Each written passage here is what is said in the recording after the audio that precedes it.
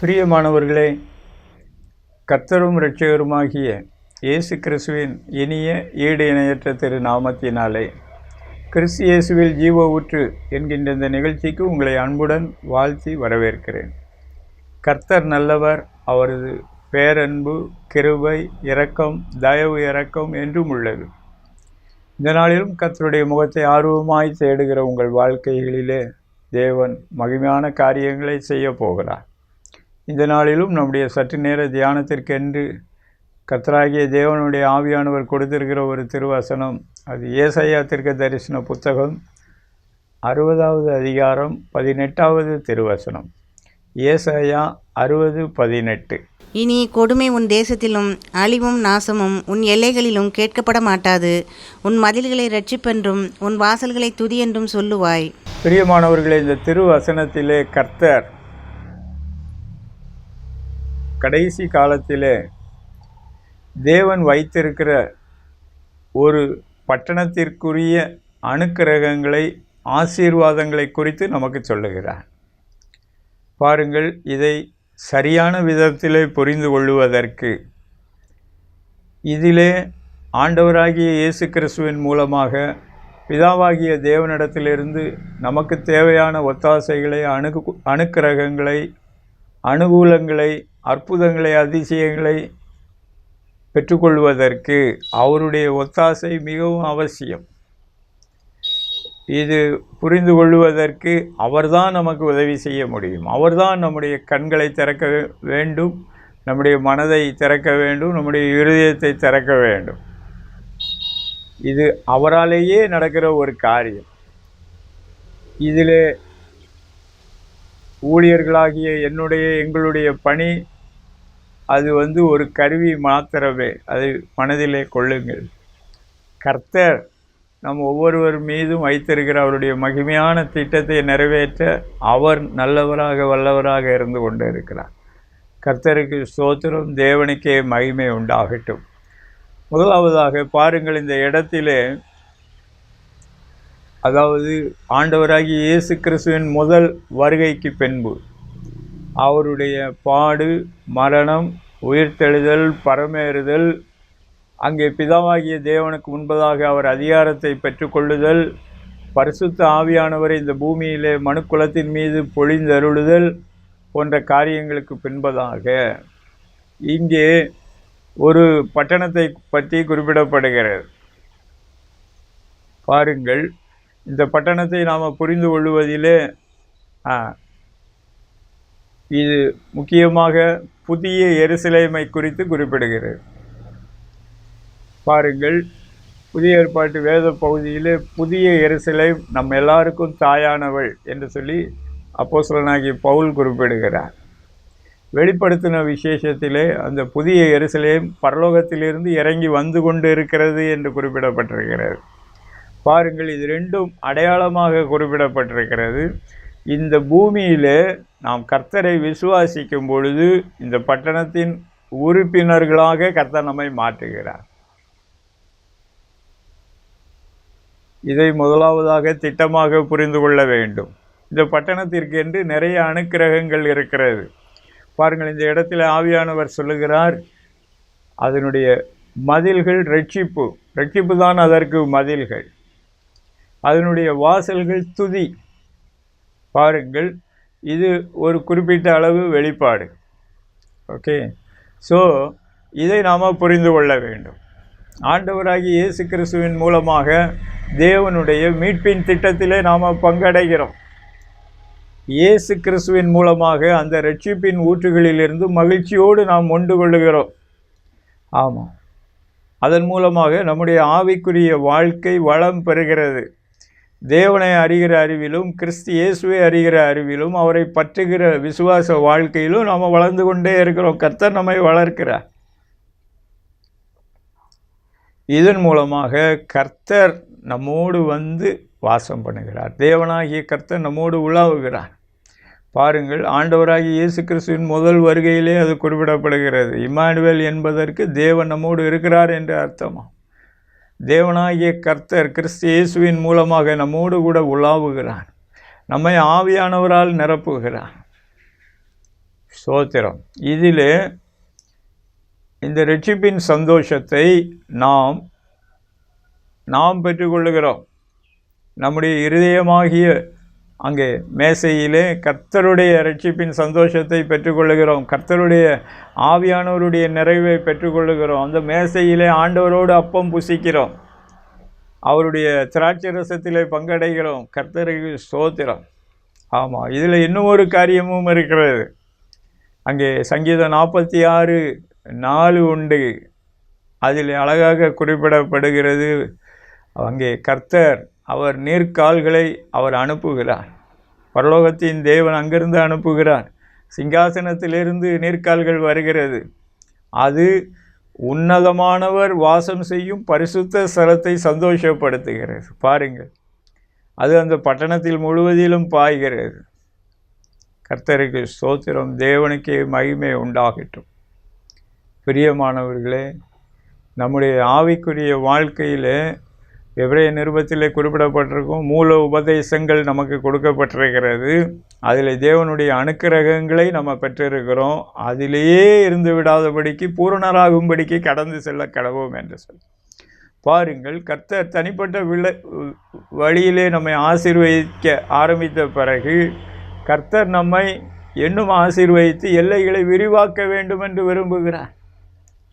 ஆவியானவர் அதைத்தான் இந்த நாளிலே இதை கேட்டுக்கொண்டிருக்கிற ஒவ்வொருவருக்கும் திட்டமும் தெளிவுமாக பூரணமாக வெளிப்படுத்த வேண்டும் என்று விரும்புகிறார்.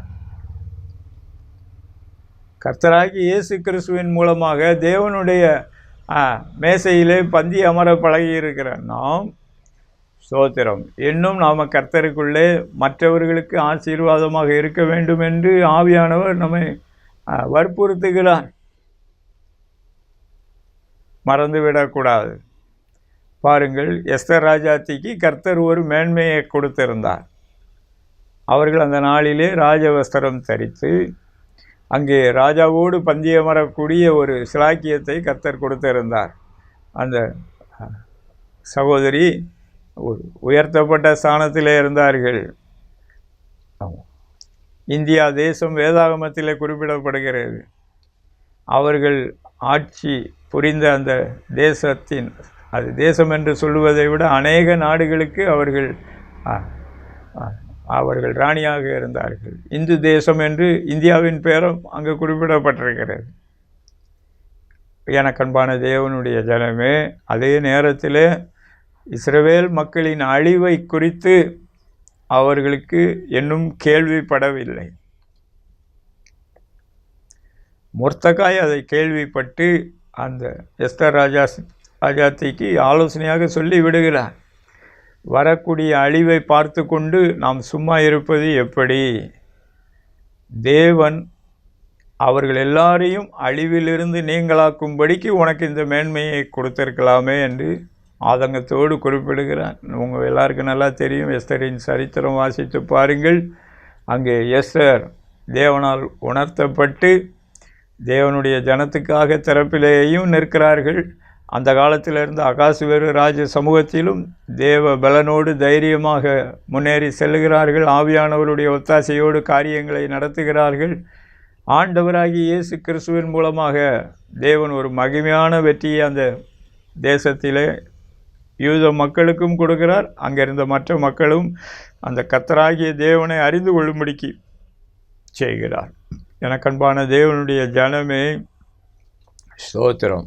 இன்று நாம் கர்த்தருடைய சமூக பழக்கத்திலே இன்னும் வளர வேண்டும் என்று ஆவியானவர் விரும்புகிறார். ஆண்டவருக்கு அடுத்த காரியங்களிலே ஆவியானவர் நம்மை அவரிடத்தில் கேட்பீர்கள் என்றால் அவரே சொல்லி கொடுத்து விடுவார். ஆமாம், பாருங்கள், அப்போஸ்தலனாகிய பவுல் தேவனால் தொடப்பட்டு ரட்சிப்பின் சந்தோஷத்திற்குள்ளே வந்த பொழுது, ஆண்டவரே நான் என்ன செய்ய சித்தமாக இருக்கிறீர் என்று சொல்லி ஆண்டவரிடத்தில் உடனே கேட்கிறார். பாருங்கள், அவருடைய வேத வெளிச்சத்திலே அவர் கற்றுக்கொண்ட அனுபவங்கள் கர்த்தர் நம்மிடத்தில் என்ன எதிர்பார்க்கிறார் என்பதை அறிந்து கொள்ள, அதற்கு கீழ்ப்படிய அர்ப்பணிக்க அவர் தூண்டியது. இன்று நம்மிலே எத்தனை பேருக்கு அப்படிப்பட்ட உணர்த்துதலை பெற வேண்டும் என்கின்ற வாஞ்சை இருக்கிறது? கவனியுங்கள், கர்த்தருடைய ஆவியானவர் இந்த நாளிலே நம்மை இன்னும் தேவனுக்குள்ளாக பரிசுத்த ஆவியானவர் மூலமாக கிறிஸ்து இயேசுவிற்குள்ளான இந்த பட்டணத்தின் ஆசீர்வாதங்களுக்குள்ளாக நம்மை நடத்தி செல்ல வேண்டும் என்று விரும்புகிறார். பாருங்கள், ஆண்டவர் நமக்கு கொடுத்திருக்கிற ரட்சிப்பை நம்முடைய மதில்களாக கர்த்தர் விரிவடைய செய்து கொண்டே செல்லுகிறார். ரட்சிப்பு தான் மதில்களாக கர்த்தர் அவருடைய ஜனத்திற்கு தனியாகவும் தேவனாகிய கர்த்தர் ஒவ்வொருவரையும் வைத்திருக்கிற ஸ்தாபனங்களுக்கென்றும் வைக்கப்படுகிறது. உங்கள் வீட்டிலேயும் கர்த்தருடைய ராஜரீகம் வெளிப்படும், தேவனுடைய ராஜ்யம் வெளிப்படும். நாம் கலந்து கொள்ளுகிற கர்த்தருடைய சபையிலும் அது வெளிப்படும், பட்டணத்திலும் வெளிப்படும். அது வெளிப்படையாக பூமிக்குரிய பெயரோடு ஒரு பட்டணமாக இருந்து கொண்டு இருக்கலாம். ஆனால் அது கர்த்தருடைய பார்வையில் கர்த்தருடைய பட்டணமாக அது காணப்படுகிறது. இந்த கர்த்தருடைய பட்டணம் எதை குறிக்கிறது?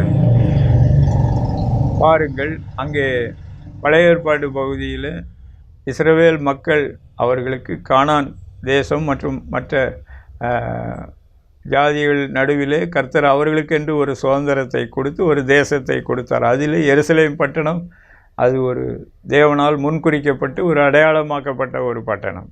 அங்கே சீயோன் கோட்டையை கர்த்தர் ஏற்படுத்தினார். பாருங்கள், அந்த பட்டணத்திற்கென்று சில அனுக்கிரகங்கள் அந்த காலத்திலேயே குறிப்பிடப்பட்டிருந்தது. அந்த பட்டணம் தாவீதின் ஆட்சி காலத்திலே, சாலமனுடைய ஆட்சி காலத்திலே அது அவர்களுடைய பொற்காலமாக அறியப்படுகிறது. அங்கே தேவனாகிய கர்த்தர் அநேக மகிமையான காரியங்களை வைத்திருந்தார். கர்த்தருக்கு ஸ்தோத்திரம். எனக்கன்பான தேவனுடைய ஜனமே, நம்முடைய வாழ்க்கையிலும் எரேமியா 29:11 படியாக அந்த ஒவ்வொருவருக்கென்றும் வைத்திருக்கிற சூழ்நிலைகள், ஸ்தாபனங்கள், பின்னணிகளின் அடிப்படையிலே தேவனாகிய கர்த்தர் நம்முடைய எல்லைகளிலும் அதை வெளிப்படுத்த வேண்டும் என்று விரும்புகிறார். இதிலே பாருங்கள், உன்னதமானவர் வாசம் செய்யும் பரிசுத்த ஸ்தலத்தை சந்தோஷப்படுத்தும் என்று சொல்லும் பொழுது பாருங்கள், ஆண்டவர் முதலாவதாக ஒவ்வொருவருடைய இருதயத்தையும் பரிசுத்த ஸ்தலமாக மாற்ற வேண்டும் என்று விரும்புகிறார். காரணம், அவரே அங்கு வந்து தங்கி தாபரிக்க வேண்டும் என்று விரும்புகிறார். இந்த பரிசுத்த ஆவியானவர் சந்தோஷத்தின் ஆவியானவராக இருக்கிறார். அங்கே ஆவியானவர் மாத்திரமல்ல, அங்கே ஆண்டவராகிய இயேசு கிறிஸ்துவும் உன்னதமான தேவனும் வெளிப்படுகிறார்கள். ஸ்தோத்திரம். ஆண்டவராகிய இயேசு கிறிஸ்து யோவான் 14 குறிப்பிட்டார், என்னுடைய கற்பனைகளை நீங்கள் கை கொள்ளும் பொழுது நானும் என் பிதாவும் வந்து அவனோடு வாசம் பண்ணுவோம் என்று குறிப்பிட்டார். எனக்கன்பான தேவனுடைய ஜனமே, நம்மோடு கர்த்தராகிய தேவன் நடக்க வேண்டும் என்று விரும்புகிறார். நாம் அவரோடு சஞ்சரிக்க வேண்டும் என்று விரும்புகிறார். ஸ்தோத்திரம். அதிலே பட்டணத்துக்கு அடுத்ததான ஆசீர்வாதங்களை நமக்கு கொடுக்க வேண்டும் என்று விரும்புகிறார். நீங்கள் எசேக்கியேல் தீர்க்கதரிசன புத்தகத்தில் கடைசி பகுதியில் வாசித்து பாருங்கள். அங்கே பட்டணத்தை குறித்ததான அநேக காரியங்கள், புதிய ஏற்பாட்டு காலத்திற்குரிய பட்டணங்களின் ஆசீர்வாதங்கள், பட்டணத்தின் ஆசீர்வாதங்கள் குறிப்பிடப்பட்டிருக்கிறது. அங்கே கர்த்தர் யெகோவா ஷம்மாவாக நம்மோடு கூட இருக்கிறார். ஆமாம், சிங்காசனத்தில் வீற்றிருக்கிற தேவனும் அங்கே ஆட்டுக்குட்டியானவரும் அங்கே அவர்கள் நம்மை வழிநடத்தி கொண்டு இருக்கிறார்கள். சிங்காசனத்திலிருந்து புறப்படுகிற ஜீவத்தண்ணீர் உள்ள நதிகள் புறப்பட்டு பாய்கிறது. பாருங்கள், ஒரு காலத்திலே சோதம் கொமராவை கர்த்தர் அழித்தார், அதை ஒரு அடையாளமாக்கினார். ஆனால் எசேக்கியேல் தீர்க்க தரிசன புத்தகத்திலே அந்த சோதம் கொமராவை போன்ற அனுபவத்தில் இருக்கிற மக்களாகிய நம்மளை சந்தித்து அவருடைய பரிசுத்த ஆவியானவரால் நிரப்பி அங்கே கடைசி கால தரிசனத்திலே பங்குள்ளவர்களாக கர்த்தர் மாற்றுகிறார். பாருங்கள், அந்த சிங்காசனத்திலிருந்து வருகிற அந்த ஜீவ தண்ணீருள்ள நதிகள் கணுக்கால் அளவு, முழங்கால் அளவு, நீச்சல் ஆழம் என்று தேவனாகிய கர்த்தர் ஒவ்வொருவருக்கும் மகிமையான அனுபவங்களை கொடுத்து நம்மை வாழ வைக்கிறார். கர்த்தருக்கு ஸ்தோத்திரம். இதே காரியத்தை நீங்கள் வெளிப்படுத்தின விசேஷம் 22வது அதிகாரத்திலையும் பார்க்கலாம். பாருங்கள், இதில் இப்பொழுது கேள்விக்குரிய ஒரு காரியம் என்றால், இதை நாம் என்ன நினைத்து விடுகிறோம், இது கடைசி காலத்தில் நடக்கிறது என்று சொல்லி நாமளே தள்ளி போட்டு விடுகிறோம். இல்லை என்றால் இது எசேக்கியேல் காலத்தில் உள்ளது என்று சொல்லி அது ஒரு குறிப்பிட்ட அளவுக்கு ஆண்டவராகிய இயேசு கிறிஸ்துவின் முதல் வருகையின் காலத்திற்கு நம்ம கொண்டு போய் விடுகிறோம். பாருங்கள், இது உங்களுக்கு ஒரு உண்மையை சொல்லுகிறேன். ஆண்டவராகி இயேசு கிறிஸ்து இந்த பூமிக்கு வந்தவுடனேயே இது ஆரம்பித்து விட்டது. பாருங்கள், கடைசி காலத்திலே மாம்சமான யாவர் மேலும் என் ஆவியை ஊற்றுவேன் என்று சொன்ன கர்த்தர் அப்போஸ்தலர் நடபடிகளிலே அதை ஆரம்பித்து விட்டார்.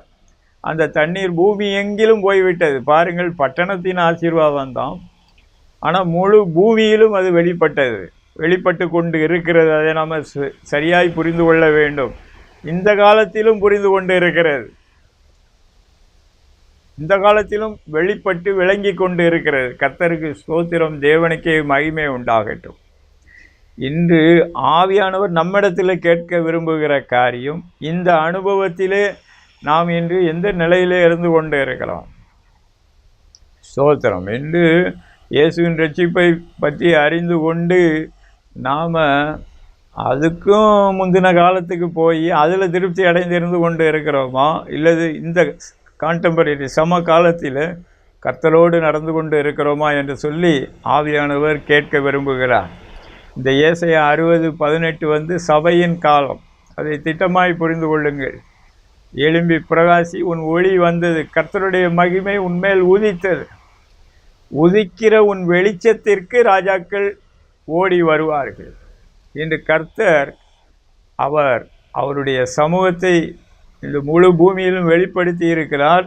இந்த வெளிச்சத்திற்குள்ளே ஜனங்கள் ஓடி வருவதற்கு கர்த்தர் காரியங்களை ஏற்படுத்தி வைத்திருக்கிறார். இதிலே நாம் கண்கள் திறக்கப்பட வேண்டியது அவசியமாக இருக்கிறது.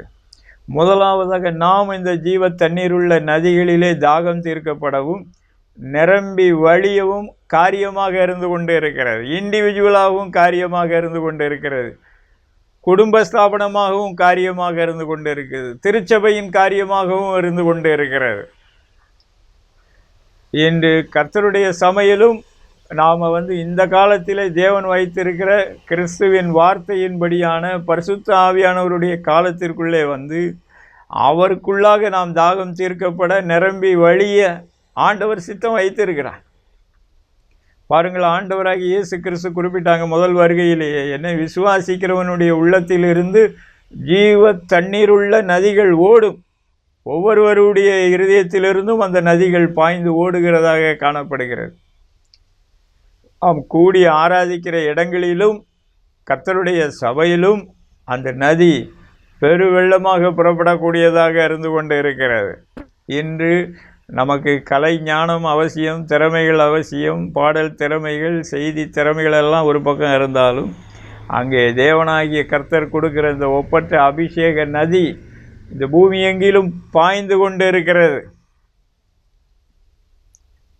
அதிலே கர்த்தர் ஒருவேளை நம்மை ஒரு சின்ன நீர்க்கால்களாக வைத்திருக்கலாம். அது ஆண்டவருக்கு தான் தெரியும். வருங்காலத்தில் எவ்வளோ தூரம் காட்டாற்று வெள்ளம் ஒவ்வொருடைய வாழ்க்கையிலும் ஊழியங்களிலும் வெளிப்பட போகிறது என்று. எனக்கன்பான தேவனுடைய ஜனமே, ஆவியானவர் இந்த நாளிலே நம்மை வருந்தி அழைக்கிறார்.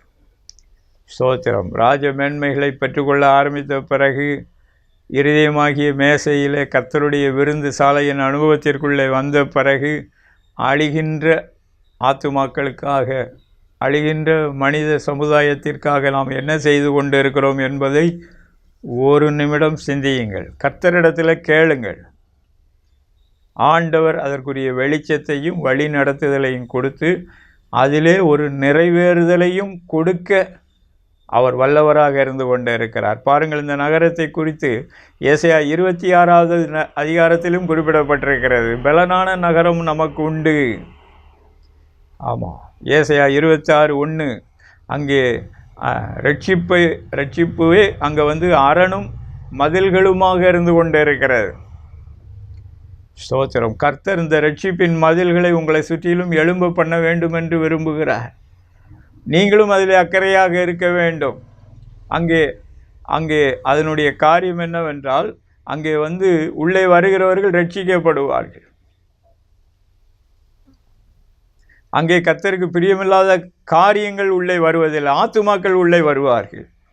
பாருங்கள், வெளிப்படுத்தின விசேஷம் 22வது அதிகாரத்தில் வாசித்து பாருங்கள். அங்கேயும் போடப்பட்டிருக்கோம், பூமியின் ராஜாக்கள் தங்கள் மகிமையை அதற்குள்ளே கொண்டு வருவார்கள் என்று போடப்பட்டிருக்கோம்.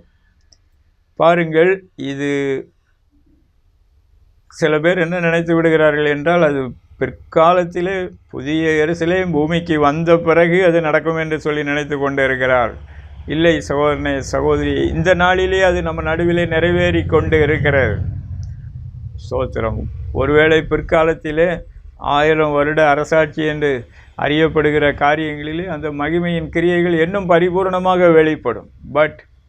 ஆனால் அதனுடைய ஃபோர்டேஸ்ட் இப்போவே ஆரம்பித்து விட்டது. பாருங்கள், ஏசாயா 26 அங்கே இஸ்ரவேல் மக்களுடைய முந்தைய நிலைமையை பற்றி சொல்லப்படுகிறது. ஏசாயா 60 சபை காலத்தை பற்றி சொல்லப்படுகிறது. ஆகவே எனக்கு அன்பான தேவனுடைய ஜனமே, சிந்தியுங்கள்.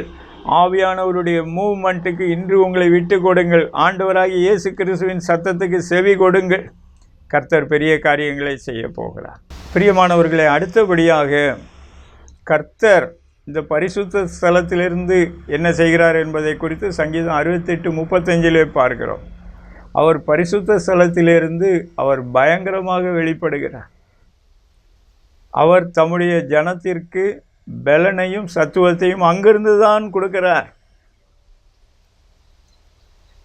தேவரீருடைய நாமத்திற்கே துதி உண்டாவதாக என்ற அந்த சங்கீதம், அந்த வசனம் குறிப்பிடுகிறது, ஆவியானவர் குறிப்பிடுகிறார். பாருங்கள், இன்று நம்முடைய இருதயமும் பரிசுத்த ஸ்தலமாக கர்த்தர் அதில் வெளிப்படக்கூடியவராக இருந்து கொண்டு இருக்கிறார். நாம் கலந்து கொள்ளுகிற கர்த்தருடைய சபையும் புதிய ஏற்பாட்டு திருச்சபை பரிசுத்த ஸ்தலமாக அறியப்படுகிறது. பாருங்கள், இதிலே கர்த்தர் பயங்கரமாக அவர் வெளிப்படுகிறார், விளங்குகிறார். பிரியமானவர்களே, நம்முடைய வாழ்க்கையில் நமக்கு தேவையான பலனையும் சத்துவத்தையும் அங்கிருந்து தான் கொடுக்கிறார். பாருங்கள், சங்கீதம் 46:4 பார்த்தோம், அந்த நதி நம்மளை சந்தோஷப்படுத்துகிறது. பரிசுத்த ஆவியானவர் நம்மை சந்தோஷப்படுத்துகிறார். அதே நேரத்தில் அவர் ஜீவனின் பலனாக நம்முடைய அற்பமான சரீரத்தையும் அவர் பலப்படுத்துகிறார். அற்புதங்களை செய்கிறார், குறைவுகளை நிறைவாக்குகிறார், அதிசயமாய் நடத்தி செல்லுகிறார். கர்த்தருக்கு ஸ்தோத்திரம். இந்த அனுபவத்தை பெற்றுக்கொள்ள வேண்டும். இன்று கர்த்தருடைய சபையிலே சென்று நம்ம கர்த்தரை ஆராதிக்கும் போதும் அது ஒரு பரிசுத்த ஸ்தலமாக இருக்கிறது. அங்கே கர்த்தர் பயங்கரமாக விளங்குகிறார், பலப்படுத்துகிறார், சத்துவம் தருகிறார் என்பதை மறந்துவிடக்கூடாது. நாம் இருக்கிற வீட்டிலேயும் ஒரு இடத்தை கர்த்தருக்காக பிரத்யேகப்படுத்தும் பொழுது கர்த்தர் அதை பரிசுத்த ஸ்தலமாக ஆசீர்வதிக்கிறார். மறந்துவிடக்கூடாது.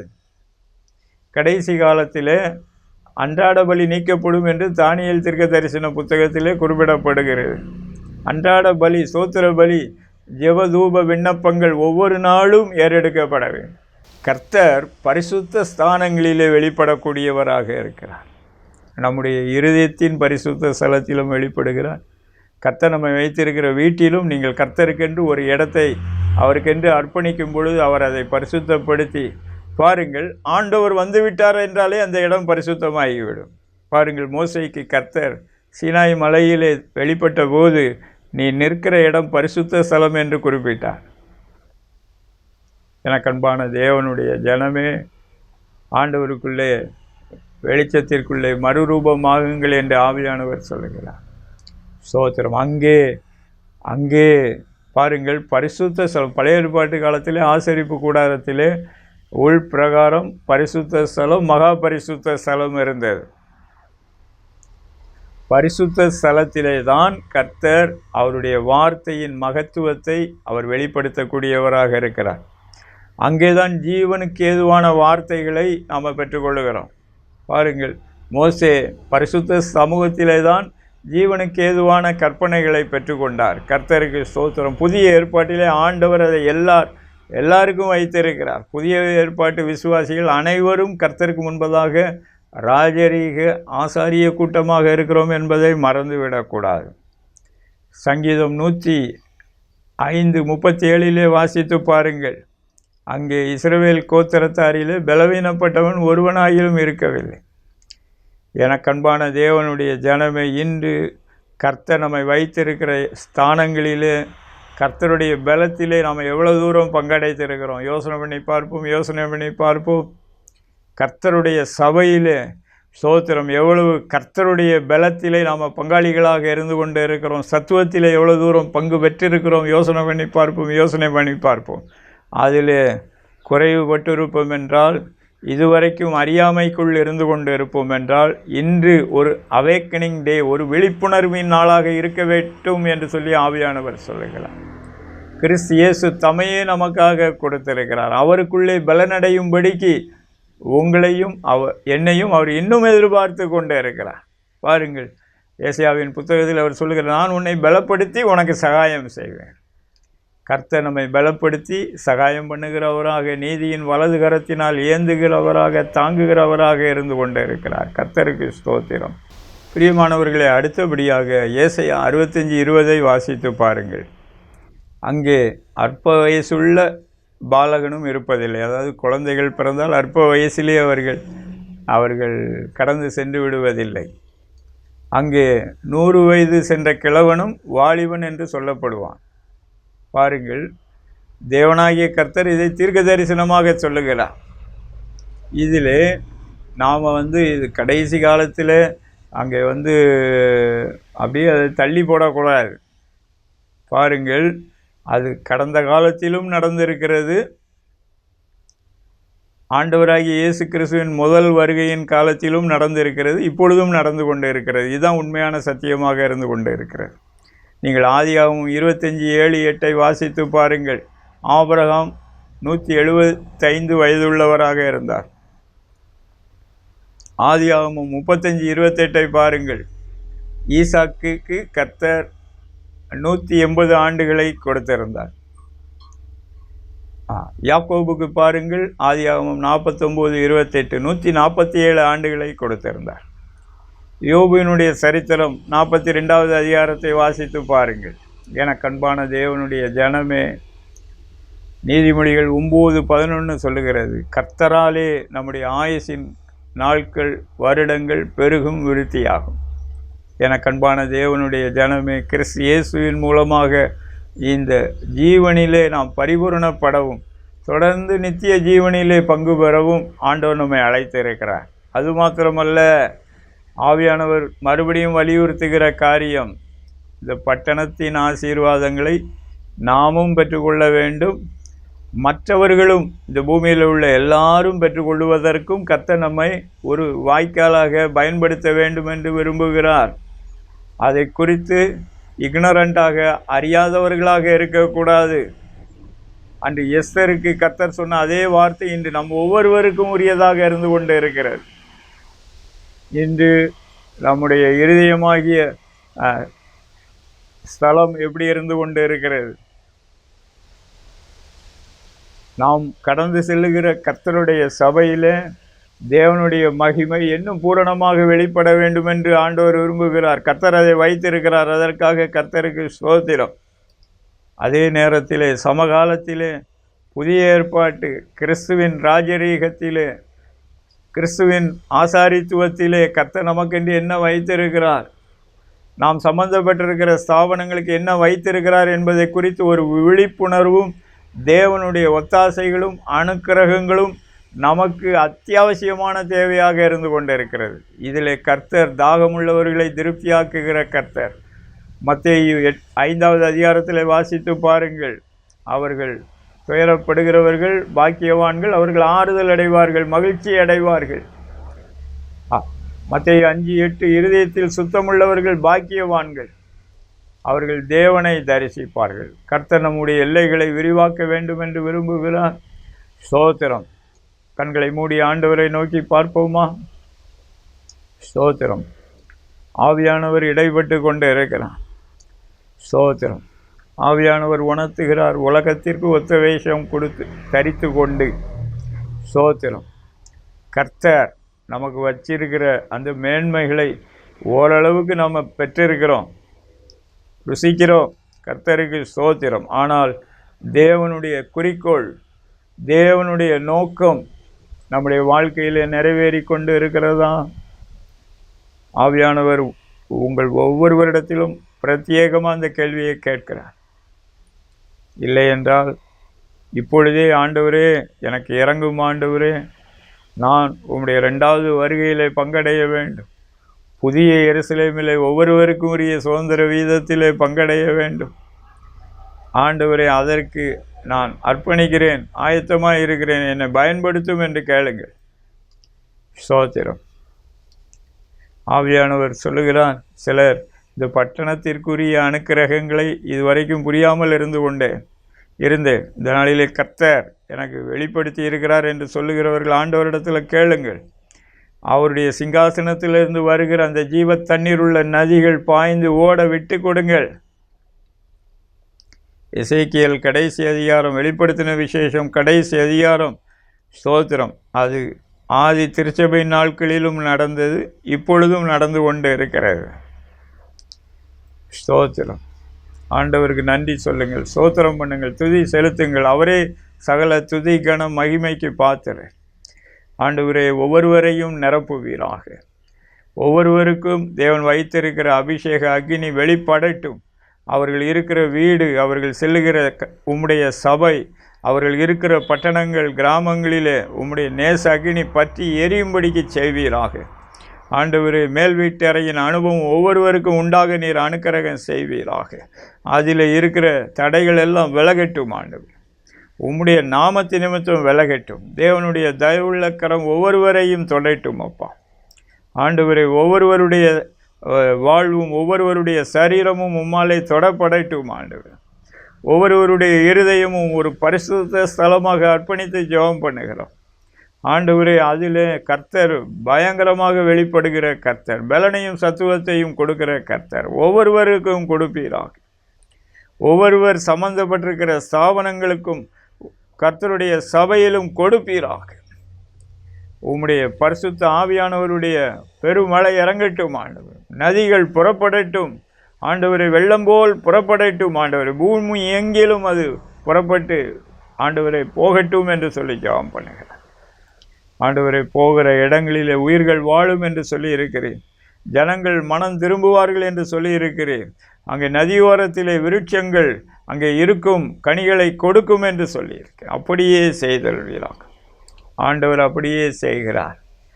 ஸ்தோத்திரம். கர்த்தர் ஸ்தோத்திரம். அந்த சந்தோஷத்தின் ஆவியானவருடைய அபிஷேகத்தை கொடுக்கிறார், ஒவ்வொருவருடைய இருதயத்திலும் கொடுக்கிறார். ஸ்தோத்திரம். உன்னதமானவர் வாசம் பண்ண இன்னும் விட்டு கொடுங்கள், விட்டு கொடுங்கள். ஒவ்வொரு நாளும் அவருடைய முகத்தை தேடுங்கள். இந்த நதி முழு பூமியையும் நிரப்பும் என்று ஆவியானவர் திட்டமாய் உரைக்கிறார்.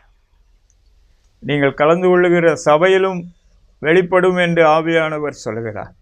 ஸ்தோத்திரம். நீங்களும் கர்த்தருடைய மேன்மையிலே நிலைத்திருப்பீர்கள் என்று ஆவியானவர் சொல்கிறார். மற்றவர்களுக்கும் ஆசீர்வாதமாக பிரயோஜனமான வாய்க்கால்களாக இருப்பீர்கள் என்று ஆவியானவர் சொல்கிறார். ஆண்டவரே, உமக்கே சகல துதி கன மகிமையாக இருக்கிறோம். கிறிஸ்தேசுவின் நாமத்தினால் பிதாவே, ஆமேன், ஆமேன். பிரியமானவர்களே, கர்த்தர் உங்களை ஆசீர்வதிப்பாராக.